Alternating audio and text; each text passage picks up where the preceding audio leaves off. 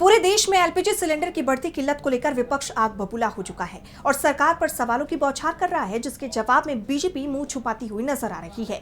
लेकिन सवालों का सिलसिला कम होता नजर नहीं आ रहा। इसी कड़ी में सपा प्रमुख अखिलेश यादव ने एक बार फिर मोदी सरकार पर तंज कसा है। क्या कहा है अखिलेश ने, जानेंगे इस रिपोर्ट में। पश्चिम एशिया में जारी जंग की वजह से भारत की आम जनता पर मुश्किलों का पहाड़ टूट पड़ा है। बीते एक हफ्ते से लोगों को एलपीजी सिलेंडर की किल्लत सता रही है। गैस एजेंसियों के सामने लंबी लंबी लाइनें लगी है, जिसे लेकर विपक्ष हर रोज सरकार से एक ही सवाल पूछ रहा है कि आखिर इस परेशानी का समाधान कब निकलेगा। इसी सिलसिले में सपा प्रमुख अखिलेश यादव ने मोदी सरकार पर हमलावर होते हुए एक्स पर पोस्ट किया।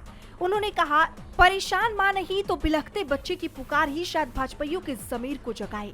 आक्रोशित जनता समझ ही नहीं पा रही है कि सिलेंडर की लाइन में सरेआम लगे लोगों की दिक्कत परेशानी देखकर भी भाजपाई इतनी बेशर्मी से झूठ कैसे बोल पाते हैं कि गैस की कोई कमी नहीं है।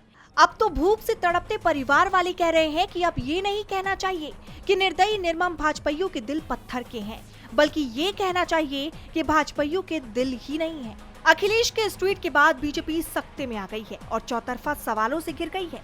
साथ ही अपने बचाव में जनता की परेशानी को अफवाह करार दे रही है, जिसे लेकर भी विपक्ष का गुस्सा सरकार पर फूट रहा है।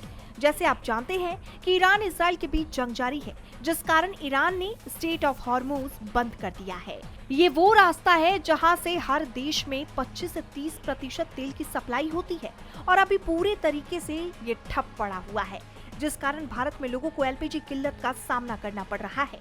खैर, अब देखना ये होगा कि इस मामले में विपक्ष के हमलों के बाद सरकार अब अपनी सफाई में क्या कहती हुई नजर आती है। डीवी लाइव की रिपोर्ट।